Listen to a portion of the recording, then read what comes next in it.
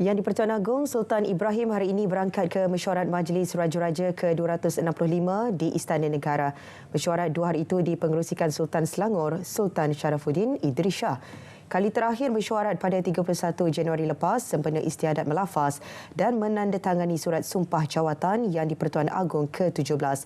Terdahulu Sultan Sharafuddin menerima tabik hormat daripada Kawalan Kehormatan Utama Batalion Pertama Regimen Askar Melayu Diraja di Dataran Utama Istana Negara. Antara yang berangkat ialah Sultan Terengganu, Sultan Mizan Zainal Abidin, Sultan Kedah, Sultan Salihuddin Sultan Badli Shah, Sultan Perak, Sultan Nazrin Shah dan Yang di-Pertuan Besar Negeri Sembilan, Tuanku Muhriz Tuanku Munawir. Mesyuarat turut dihadiri Yang di-Pertua Negeri Pulau Pinang, Melaka, Sabah dan Sarawak. Mesyuarat Jemaah Menteri hari ini meluluskan pembentukan Rang Undang-Undang RUU berkaitan penubuhan Majlis Media Malaysia. Menteri Komunikasi Fahmi Fadzil berkata, Jabatan Peguam Negara sedang menyiapkan draft RUU berkenaan sebelum dibentang di Parlimen Jun depan. Ini penting kerana secara susul galur ataupun sejarahnya, dasar mengenai pembentukan satu akta, penggubalan Akta Majlis Media Malaysia telah dimasukkan pada tahun 2019. Tetapi memandangkan terdapat sejumlah perubahan kerajaan dan setelah terbentuknya Parlimen ke-15 dan kerajaan madani sekarang, maka kita perlu ada penyelarasan beberapa perkara dasar. Semalam kerajaan melancarkan semula Kod Etika Wartawan Malaysia yang ditambah baik untuk mendepani cabaran teknologi masa kini.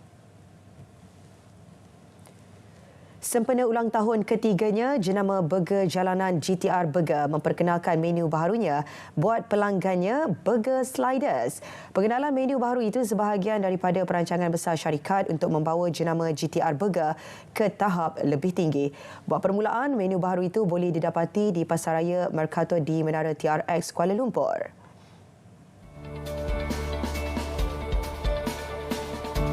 Baik, pelancaran slider ataupun burger mini pada kios GTR di Menara TRX pagi ini sebenarnya adalah sebagai eksperimen ataupun percubaan kita menghasilkan burger ataupun produk baru yang kita cuba pasarkan dulu di Menara TRX ni, dan kemudian kalau kita nampak permintaan feedback yang bagus, kalau tak bagus kita baguskan dia, maksudnya kita perbaiki dia, dan kemudian insya-Allah baru kita akan edarkan di seluruh stall GTR Burger seluruh negara.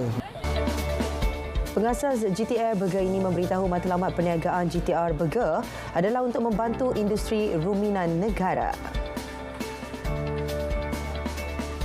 Objektif utama penubuhan GTR Burger yang mana kita nak memasarkan daging daripada penternak-penternak tempatan kita, yang mana penubuhan GTR ni, grup transformasi ruminan kita ni, adalah untuk membantu penternak-penternak ruminan dalam negara kita. Perniagaan GTR Burger yang bermula pada tahun 2021 dengan hanya 20 gerai jalanan meraih keuntungan 15.8 juta ringgit tahun lalu. Syarikat juga dalam perancangan memasuki pasaran Indonesia tahun depan. Dalam 3 tahun pertama, kita berjaya membuka 300 outlet di setiap negeri dalam Malaysia. Dan pada tahun ini sebenarnya kita nak menaik taraf perniagaan kita daripada berniaga gerai di jalanan kepada dalam bentuk kios yang lebih sempurna, dan kemudian kita akan naik taraf lagi kepada bentuk outlet ataupun kedai yang lebih sempurna di pusat membeli belah dan juga di luar bangunan outdoor sebenarnya. Rang Undang-Undang RUU Mufti dan Jabatan Pendakwaan Syar'i Malaysia akan diwujudkan sebagai langkah memperkasa dan memelihara perundangan Islam di negara ini.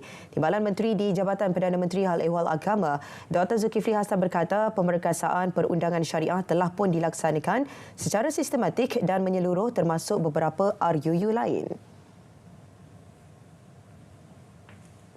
Mungkin buat pertama kalinya kerajaan mempunyai courage untuk melaksanakan usaha-usaha tersebut bertindak secara menyeluruh, di mana bukan sahaja RUU 355, kita juga akan membawa beberapa rang undang-undang yang lain, rang undang-undang mufti, juga pindaan kepada rang undang-undang Akta 505 dan juga ada beberapa yang lain.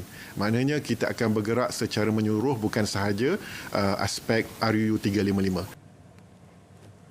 18 Februari lalu, sesi libat urus mengenai RUU 355 kini di peringkat akhir dan laporannya akan dibawa ke Kabinet sebelum dijangka dibentangkan di Parlimen tahun ini.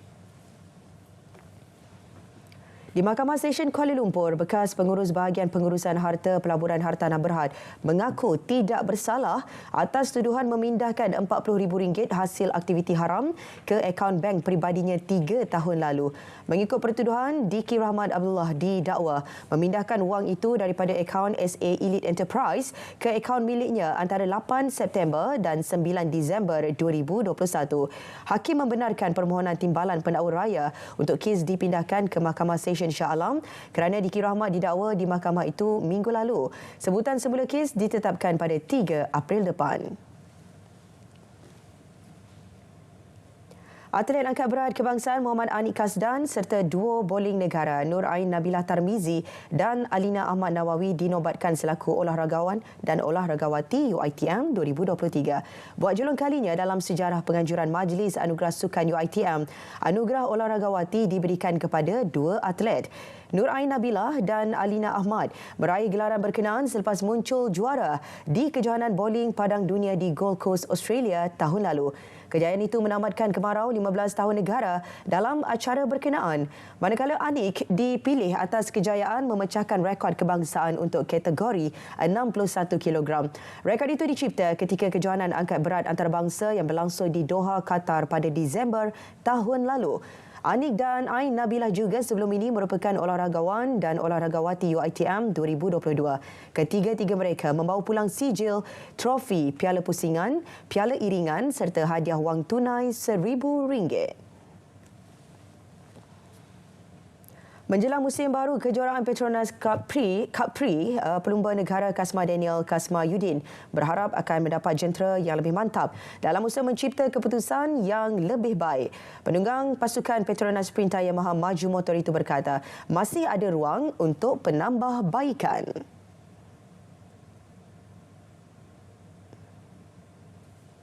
Dengan Honda pun kita orang agak sukar untuk bersaing, sedangkan sama-sama Asia Japan. Tapi memang seperti yang apa yang saya lihat, memang motor Yamaha memang tak ada nambah baik. Tapi nak buat macam mana, saya pun dah lumba dengan dalam tim Yamaha, memang saya teruskan je lah.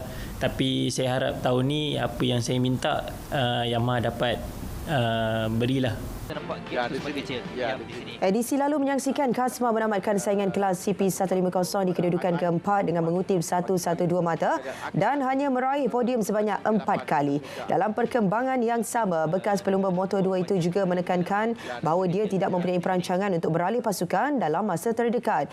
Ini merupakan tahun ke-12 Kasma bersama pasukan industri Yamaha, bukan sahaja di peringkat kebangsaan, malah juga di peringkat Asia. Kejuaraan Cup Prix musim 2024 dijadualkan membuka tirai dengan pusingan 1 di Litar Jasin pada 1 Mac depan. Lepaskan semula bagi meneruskan perlumbaan